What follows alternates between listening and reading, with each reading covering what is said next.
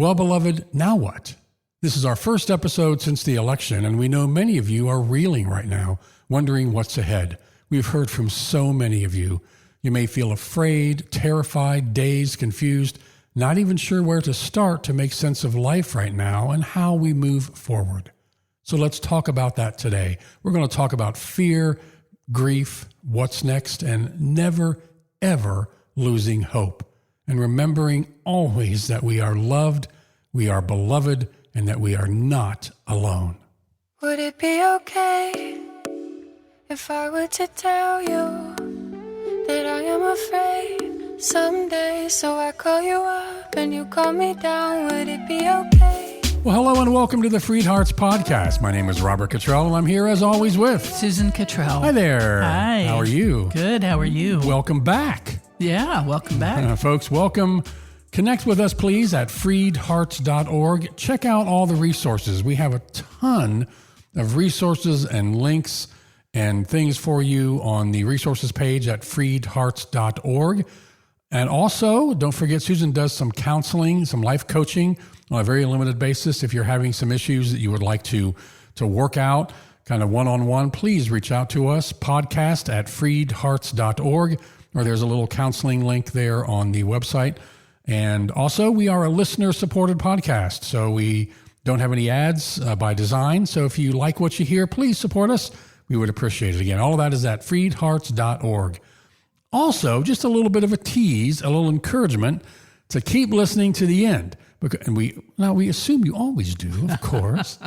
But keep listening to the end because we're going to talk briefly about Wicked and tell you about a free book that Susan has for you that is tied to Wicked. So, some spoilers there. Elphaba is green, and Glinda is so popular. Okay, that's it. There's my only spoilers. So That's it. well, hello, our Those are your sweet. That's it. The jokes are back. Hello, They sweet. missed you. Hello, sweet beloveds. Again, we are so glad to be back with you. This is our first new episode since our break. It was wonderful. And our first episode since the election, it was, well, maybe not so wonderful for many of you. And, it feels like folks are reeling a bit right now, wondering what's ahead, what the future holds. And we may feel afraid, confused, terrified, angry, not sure where even to start to make sense of life right now and how we move ahead with everything. And so we're going to talk about that today. But to be honest here and direct, some of you are not in that place. You're doing great. And that's wonderful. Stay in that place and be happy. And we really mean that. I mean, that's the place we all want to be, isn't it? But many of you are upset and afraid right now. There was a 700% increase in calls to the Trevor Project crisis line right after the election. We've noticed a strong increase, a noticeable increase in the hateful, negative comments on our Facebook pages and social media, as well as the attempt of kind of trolls to get into some of our groups. So it's out there. And we've wondered and we struggled for a little while here on where to even start to talk about all of this. I mean, our job, the FreedHearts podcast, FreedHearts is an organization, our job, Susan and I, we see that as providing hope and reminding all of us how loved, how beloved we are. And sharing information, talking about courage, deconstruction, speaking truth to power, all of those things ultimately are about hope. And without hope, we're lost. But let me rephrase that. With hope, we are never lost. Okay? So some of the words that came up for us that we want to talk about here are fear. Seems to be a big one for a lot of people right now. Confusion. I mean, what do we do? What now? Vision. How do we see a path ahead? Grief. We have to grieve whatever loss we're experiencing right now. And we're fans of grieving loss or perceived loss. And again, hope. I'm a bigger fan of hope, which is a choice. And some of us may have lost any sense of choice, or we feel helpless. But even in the fog and fear and overwhelmed, beloved, we do have a choice. We do have choice here. And we want to find that place for our hearts, our thoughts, and avail ourselves to that choice that we have.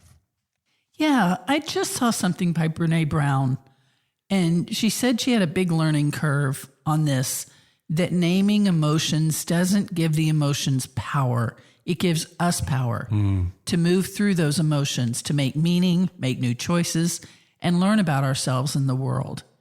And I love that. There's power in naming things instead of just them lurking outside our peripheral vision and wondering. She also quoted John Kabat-Zinn, who described overwhelm as the feeling that our lives are somehow unfolding faster than the human nervous system and psyche are able to manage well. Wow. Does anybody feel that way? Exactly. I mean, politics over the last decade, social media, COVID, the extraction economy. I mean, those are just a few things. I can absolutely relate to that. Yeah. And so in that, where's our choice? And Linda K. Klein, if you know her, she's done a lot of work in breaking free from purity culture. Really, really sharp. She wrote a book about all that, the purity culture, and she has a TED Talk about surviving through that all in the church. And she said this was God's message to her. Here was the message she got. The greatest gift I have ever given you is the gift of choice. When you make choices based on what you fear others will think, you give my gift to them. It's not for them. It's for you. And I love that. Wow. That's really good. I love that. And when we make choices based on our fear, we give our choice to our fear. Yes. But our choice is not for our fear, it's for us. Yes. So, I mean, how do we take back that choice in our lives, especially when it feels that things are just out of control? Yeah. Yeah. And the fear feels so real. Exactly. Well, I have a story of an experience that I think will really help here to show the struggle when we're dealing with reality or what appears to be reality. How do we regain our center and not get pulled out to sea? And so I was going through, I've talked about this here. I was going through some serious health issues, some heart palpitations, an irregular racing heart, breathing issues, ongoing insomnia. And I knew it was stress-based, self-inflicted, stress-based, and it was pissing me off.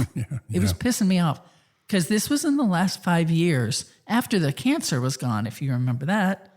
And I thought, have I got to chase this thing all around my body? Because it felt like one thing after another. Anybody relate to one thing after another? Yeah. And so I was listening to Sarah Landon. She's a channel for what she calls the counsel, amazing wisdom, beautiful, life-giving wisdom. And I was listening to her as she was channeling the counsel about health.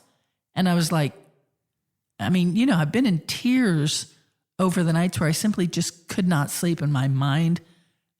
I had the racing heart. It was maddening. And you're better now. Now you still have some breathing issues and things like that they're working through, but you're better. So no one needs to really worry about you. Yeah. Still wrapping up some things, but you're doing well. But it's been a real struggle for years. Yes, it has. Yeah. And the tears and the fears, anybody? Yeah. And recent years of struggle through the same issues that don't seem to be getting any better. I mean, we can all relate in our various ways, right? So I was listening to the counsel that Sarah Landon was channeling. These are the things I do.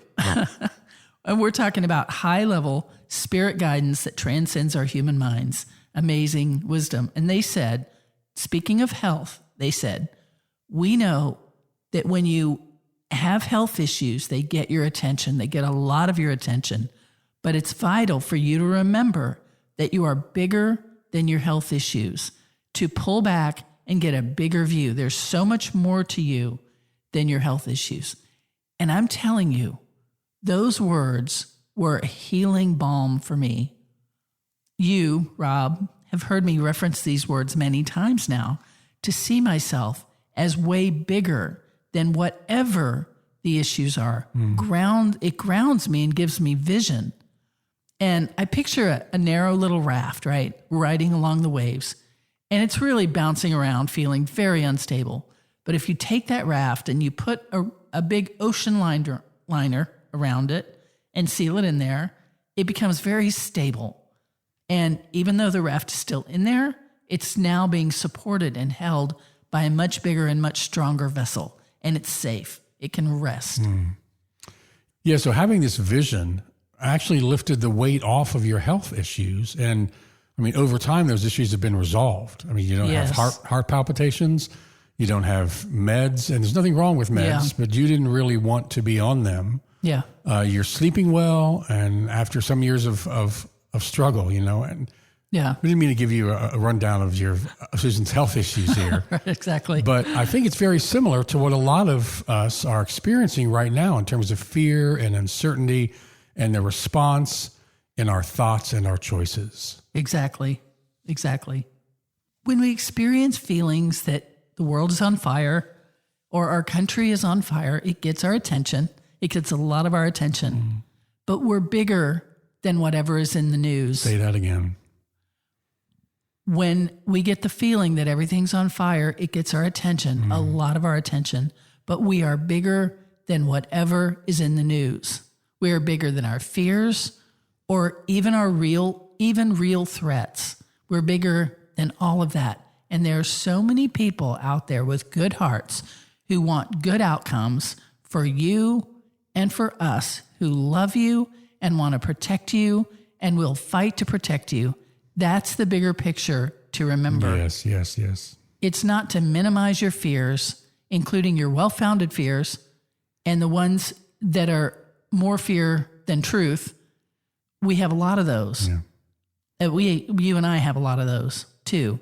And I mean, when I would lie awake at night, unable to sleep because, my heart was racing. Next thing I knew, I was having a heart attack. Anybody been there? Yeah. And I'm wondering what will become of my work and my family if I'm suddenly dead. And that's, sorry, but I'm sure I'm not the only one. And, and then worrying about your heart is going to stress you out even more and cause a heart attack. Yeah. It's just thinking all those things doesn't slow down your racing heart, just FYI. And we can really feel overwhelmed or stressed or abandoned or any of those other things.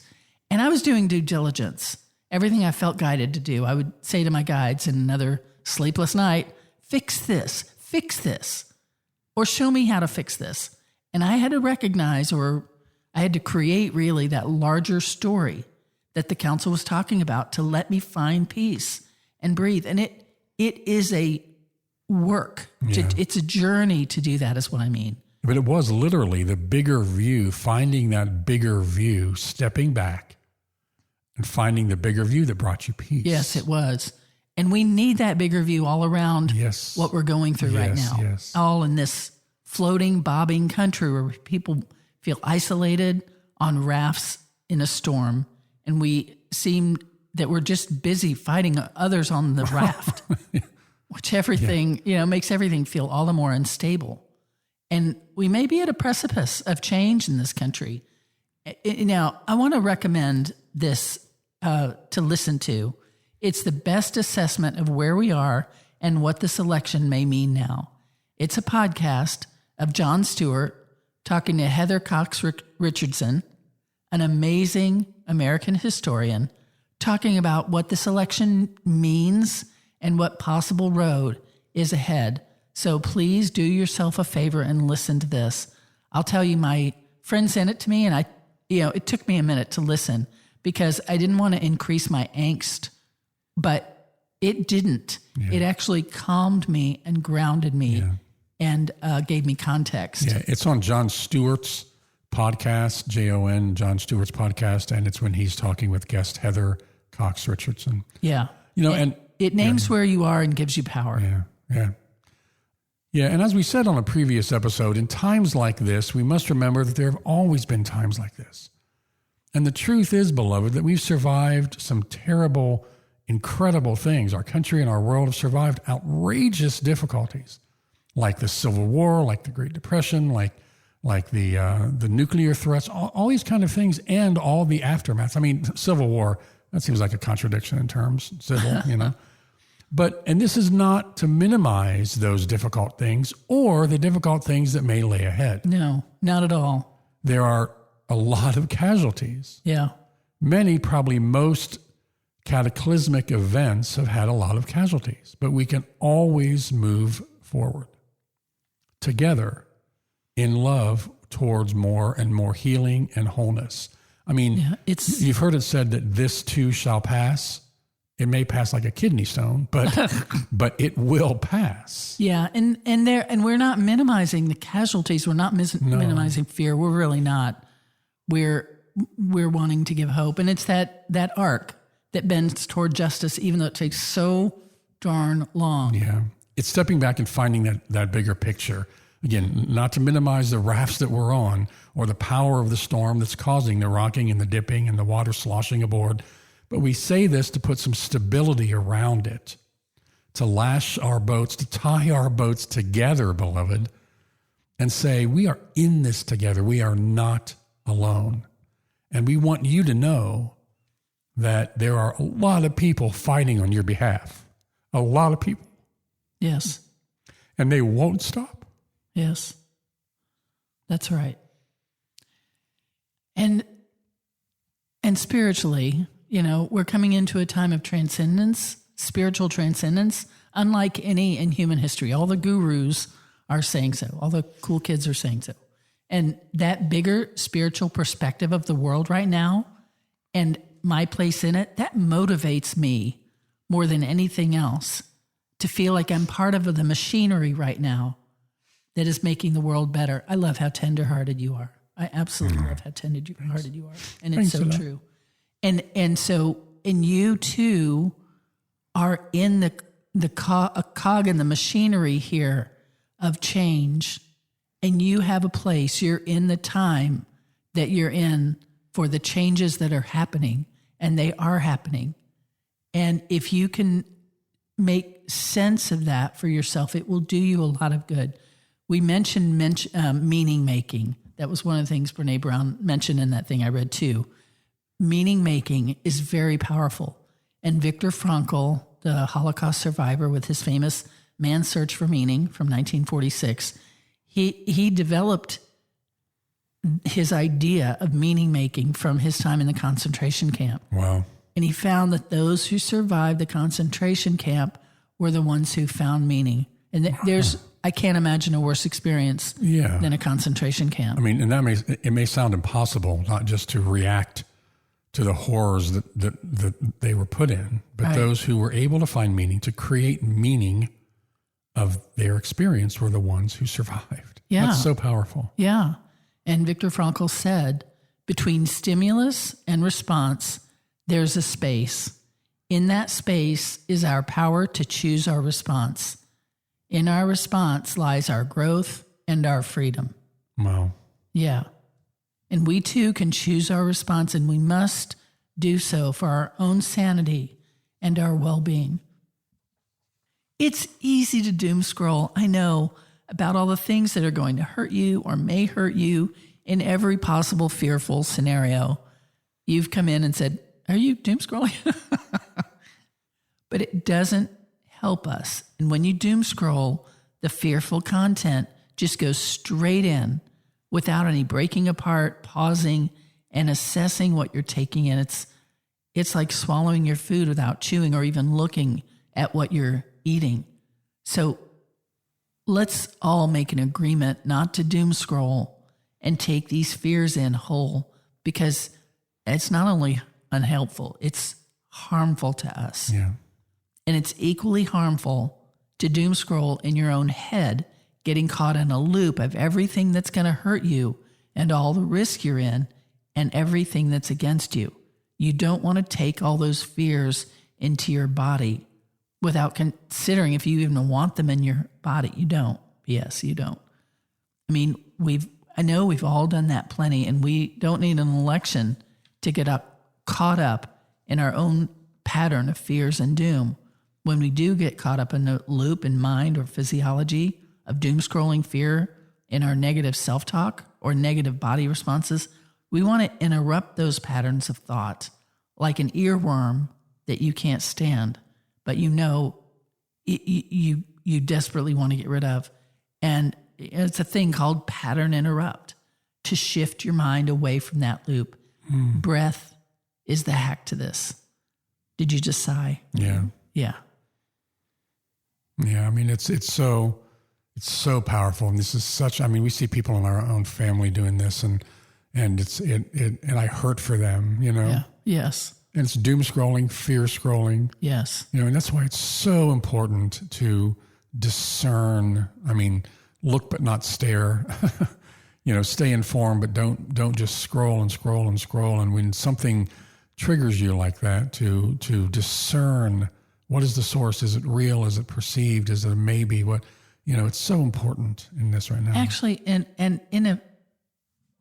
not too much in the future, we're going to do an episode about fear and how to determine what's really a threat and what's really not, because that'll save your ass a lot to learn how to distinguish that. But just generalized, indistinguished fear, it is not helpful. You talked about breath. Is there a book about this? Yes, you talk about? There's a book that you heard me listening to. It's called Breathe How You Want to Feel by Matteo Pistono. And he says, breath work breaks through blockages that keep you entrenched in negative self-talk, anxiety, or other unhelpful mental habits.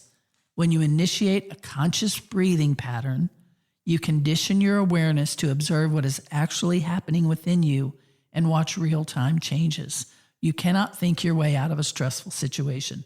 The thinking mind is too clouded to see clearly.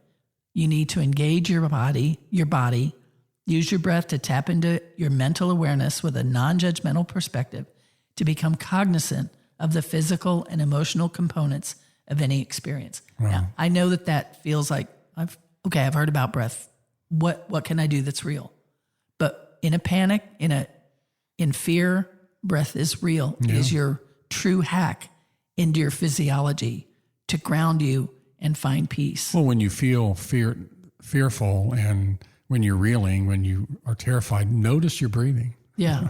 Yeah. Notice your breathing. Yeah. It's happening. And this author said mantra, prayer, and positive self-talk are all options to use as pattern interruptions, but they still rely on the mind or beliefs to overcome emotions.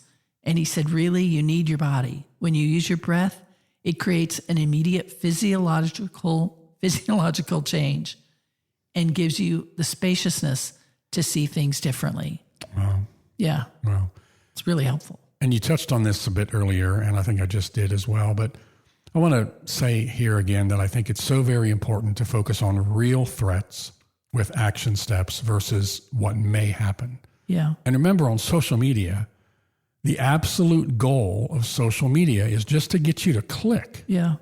So scary headlines are very effective. Yeah. And in some of our online groups, we have a rule that we only talk politics when it's a real situation, something like a proposed legislation with a clear call to action, Yes. like contact your representative, versus what might happen, what could happen. Which could go on forever. Yeah. I mean, fear scrolling and the impact on our hearts, our bodies, our lives can be horrendous. Yes. And I always encourage myself, Susan, our family, and you, check sources, discern, check sources, and try to focus on real situations versus what ifs. Yeah. Does that make sense? Yeah, it does. There's a quote from Rebecca Solnit. If you know her, I love her. I would read anything she wrote. So smart and insightful. Rebecca Solnit. She said, take care of yourself and remember that taking care of something else is part of taking care of yourself, because you are interwoven with the 10 trillion things in this single garment of destiny that has been stained and torn, but is still being woven and mended and washed. Oh, it's so good. It's so powerful. It's so powerful. We are all interwoven. Yeah. And it's still mending. Yes. And it's still being washed, and we are moving forward. Yes. And you have a place in it. We each have a place in this. And know that people are working, like I said, they're working and creating and fighting on your behalf to create safe pockets, safe places for you, for all of us to live and thrive. Yes. We are all working to make meaning. Yes. Yes. Beloved, we will fight for you who cannot fight for yourself. As you heal and gain strength, we will help break the bonds of lies told to you, of fear conditioned into you, and we will remind you that you are loved, worthy, and you are not alone. Moving forward, that is our goal for each and every episode Yes. that we do. Yeah. So just in time for Christmas and the holidays, next week's episode is going to be about family and how to move forward when we are in complete opposition to a family member. We've gotten emails about complete breakdowns in family since the election. I mean, we've been divided for a long time by design of the money makers and the algorithm makers, by the way. But this election has seemed to just kick these fractured families into oblivion, with some members livid at other members. And it's the kids, the LGBTQ kids, who are angry about how their parents voted. Yeah. And now they're no longer speaking. And we will address that in the next episode and try to bridge that gap with some kind of understanding. And those parents are bewildered. Often they're that's bewildered. right. They don't understand why this is such a big deal. We're going to address that. Yeah. So keep tuning in, beloved. Let's tie our rafts together. Yeah. Don't forget that we're here together. We are not alone. Yes. All right. A wicked close to this episode. Yes, we saw Wicked, and it is freaking spectacular. Spectacular. We did not sing along with the movie. Don't sing along with the movie. We wouldn't sing along with the play in a theater. Anyway, don't sing along with the movie. Cannot say enough things about that. Well, Susan, you wrote a story about a girl named Winnie. I did. A girl named Winnie, a teenager in an abusive, unaffirming, non-accepting family. Christian family. Yep. And it was the soundtrack of Wicked that helped her survive intact. Yes. And you wrote it back when the show was on Broadway and our Yeah. kids were still at home, and we loved the soundtrack. And this was before any of our kids came out. Yes. And before we had really thought about LGBTQ, but we'd witnessed so many Christian parents who just drove their kids into the ground. You were inspired by the story of Wicked and by the music to write a book called Winnie. Yes. And we're excited to tell you that now that the movie is out, we are making this available to you as a free PDF download. It's on the books section of our website. Just go there and download it for free. Or you can email us at podcast@freedhearts.org and we will send it to you. Again, it's called Winnie, and you're going to love it. It is freaking wicked. Well, yes, yes. And it gets to the point. Yeah. It's only like 85 pages, Yeah, so it's very readable. Very readable. It's a great book. I'm so excited. And so, Thank you. Yeah, so go to the website and just download it or email us and we'll get it to you. Yeah. Beloved, we are here for you. We are here together. We will always be here moving forward. We promise that, reminding us all that we are loved, we are beloved, we are not alone, and we will get through this. Yeah, don't be alone yourself. Yep. Don't be alone. Yep. We love you. We'll talk to you next week. Bye. Bye. Would it be okay if I were to tell you that I am afraid someday? So I call you up and you call me down. Would it be okay? You've been listening to the Freed Hearts Podcast. We have extensive resources and vibrant, inclusive community for you at freedhearts.org. Please just come say hello. If you have questions, comments, or suggestions for the podcast, just email us at podcast@freedhearts.org. Audio engineering is provided by Luke Johnson. The music is provided by our daughter, Hannah Cottrell, who is Grammy nominated. You can find out more about her and her music at hannahcottrell.com. Please share, subscribe, and follow on your favorite platform, and support us if you can. Thanks for listening.